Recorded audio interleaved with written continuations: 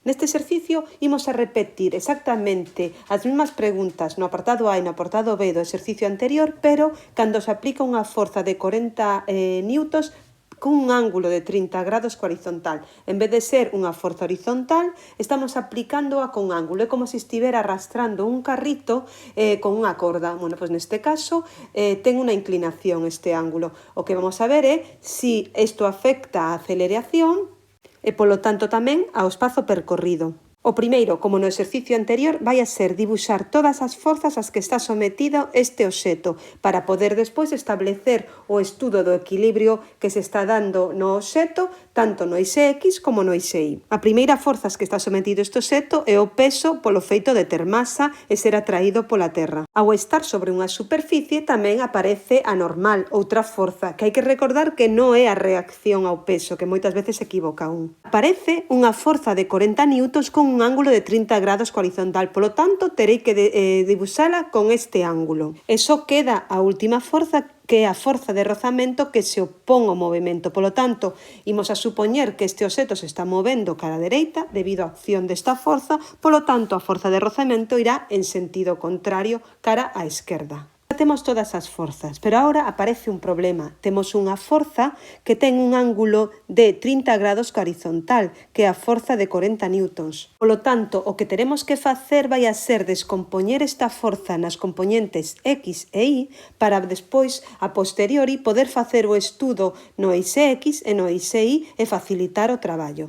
Para calcular o valor de fx e fy faremos uso das funcións trigonométricas. Así sabíamos que fx se calculaba como f coseno de alfa e fy calculábase como f seno de alfa, en donde alfa era o ángulo de 30 grados. Polo tanto, sustituímos os valores e poderemos obter os valores de fx e fy para poder empregarlo nas seguintes exercicios. Xa temos, por tanto, o valor de Fx, que son 34,64 newtons, e o valor de Fy, que son 20 newtons. O que imos facer agora é o estudio dinámico do que está a ocurrir nos dos eixes. Que ocorre no eixe X e que ocorre no eixe Y.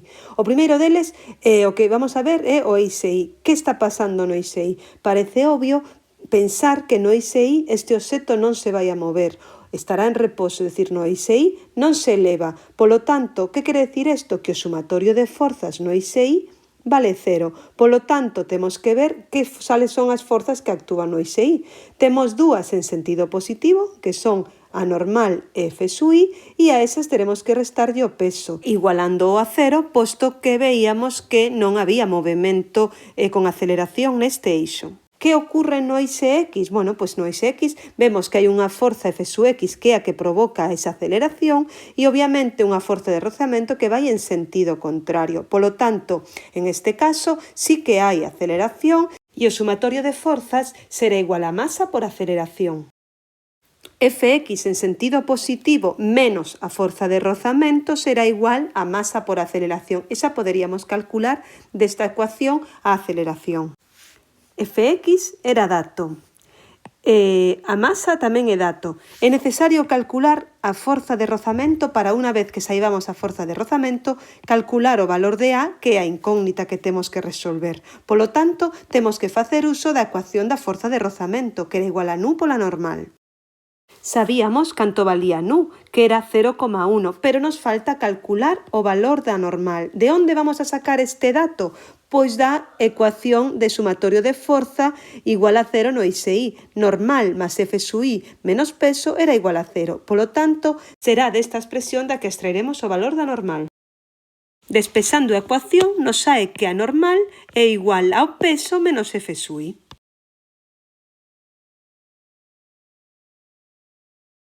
Xa sabemos o valor da normal, 78 newtons, polo tanto, para calcular a forza de rozamento non faremos máis que multiplicar o valor desta normal por 0,1, que era o coeficiente de rozamento.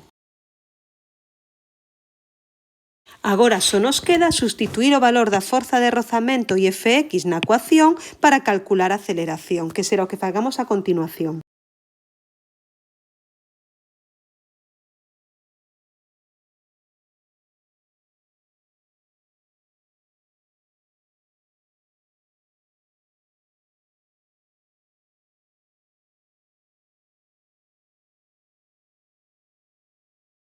obtemos un valor de A de 2,698 metros segundo cuadrado, que será que teremos que empregar para calcular o apartado B.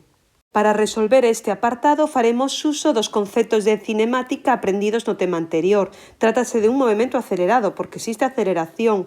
Partimos de unha posición inicial de 0 e unha velocidade inicial de 0 metros por segundo. Polo tanto, aplicando a ecuación do movimento rectilíneo uniformemente acelerado, poderemos calcular o desplazamento nestes primeiros 10 segundos. Escribiremos, por tanto, a ecuación tendo en conta as condiciones iniciales de x sub 0 igual a 0, de v sub 0 igual a 0 e de aceleración de 2,78 metros segundo cuadrado. Unha vez que temos a ecuación de posición, o desplazamento se calcula como posición final menos posición inicial, posición aos 10 segundos menos posición aos 0 segundos, e xa resolveremos esta ecuación.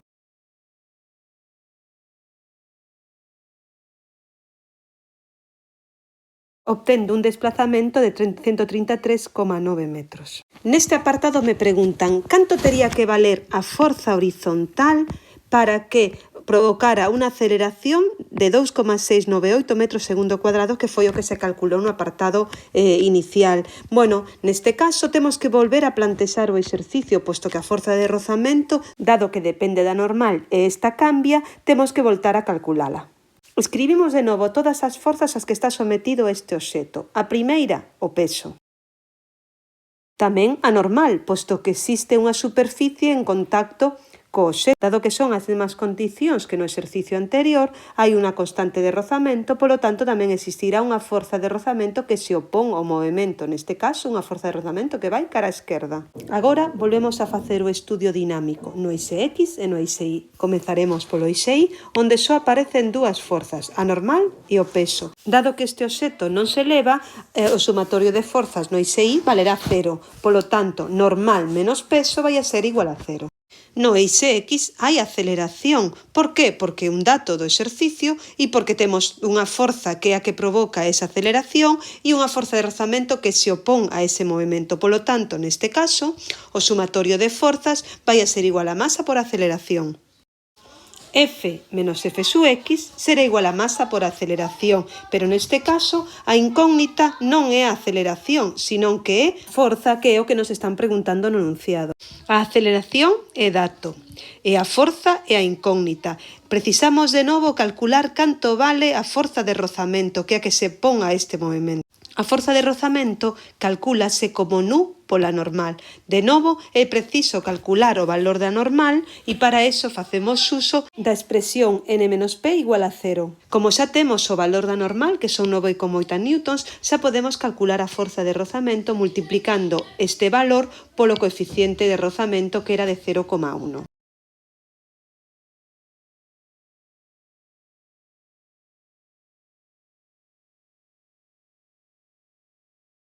Xa podemos, por tanto, calcular o valor da forza, posto que xa coñecemos o valor da forza de rozamento e a aceleración era dato.